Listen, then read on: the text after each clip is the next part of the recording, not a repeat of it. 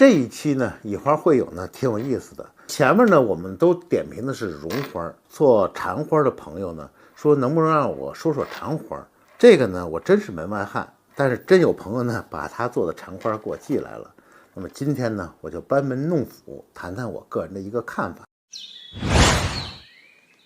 这是两朵花，大家看一个红的，一个蓝的。收到这个花以后呢，我还特别的呢看了看缠花，然后上网上搜集了一下缠花的资料。缠花呢，其实这个花从我的感觉上我真的没法说出太多的意见来，但是我有一个小小的想法，我不知道对不对。我上网上查了很多资料，还有看这两朵花，我发现一个问题，99%的缠花都是单色的。有的花很多层，它是每个层一个颜色。你像我们做绒花吧，它这一个花瓣可以走渐变色，走这渐变色。你比如花心重点，然后这一根绒条上会有不同颜色。我不知道咱们这缠花的工艺上能不能做到不同层次你比如说这个花瓣，我上面做成红的，往下逐渐渐变成浅色的。如果用颜色差别不大的那个层次呢去缠呢，我觉得应该能出来相对应的好的效果。我作为一个门外汉，说了一些我的小小的一个看法。那么咱们很多有做缠花的朋友，你把你的看法咱打在弹幕里头一块讨论。从我做绒花对花型的感觉上，我谈一下我的看法。那么这个花呢，因为它不大，每个花瓣都不大，所以说呢，它这个分了4个，你看中间这一个花瓣里头分四那个怎么说呢？应该怎么说呢？分4瓣，就跟我们那个绒条分4根绒条那种感觉似的。它这也是每个分了4节，这是我觉得显得有点碎了这么着看起来呢，好像应该是又费工，但是呢，给人的效果有点一般，而且呢，它有这么多花儿，你要这么碎就显得太零散了，不完整了。所以说呢，这块上能不能给它改一下这么着让它整体的造型呢显得更好看。针对于这个蓝色的花呢，它是双层的，能不能这块把这2层的这花瓣的形状调整一下，别做成一样的。做成一样的呢，就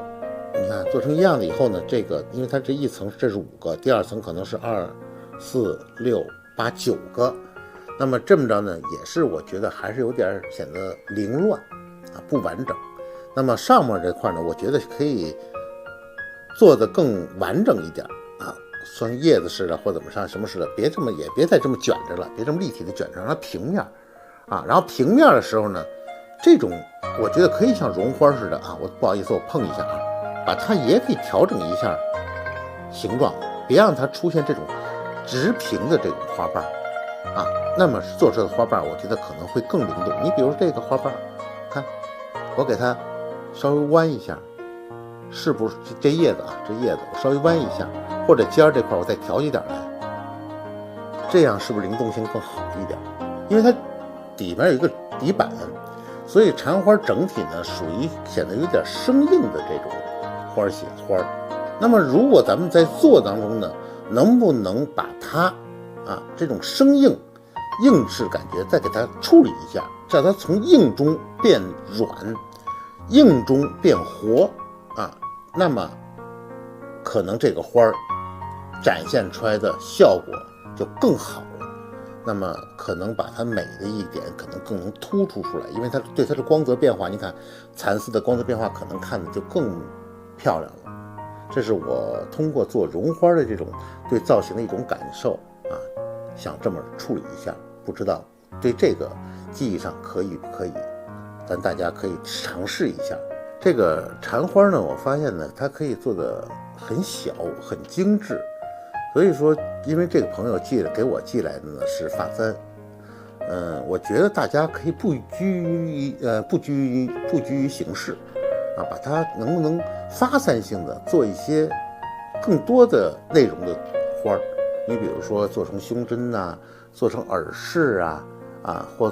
者做出别的造型的东西来，就别拘于这种发簪的形式。因为我发现你看它可以做的很小很精致，那么咱们可以把它往更多的方面去发展，让它有更好的一个展现的空间，这样呢可能对禅花的发展呢是更有帮助。耳饰和胸针呢，这可能也是很普通。那么比如做出戒指，可以做出这个像这个汉服喜欢的这个压襟儿，或者步摇，或者包上的这个饰品，因为它比较皮实，它比绒花可能更皮实一点，所以希望大家呢利用它的优势，然后发散性思维。屏幕前呢，咱们簪家朋友呢可能还有很多好的想法，那么大家呢开展思路，把它更好的发展，让它更好的体现出它的优势，它的美。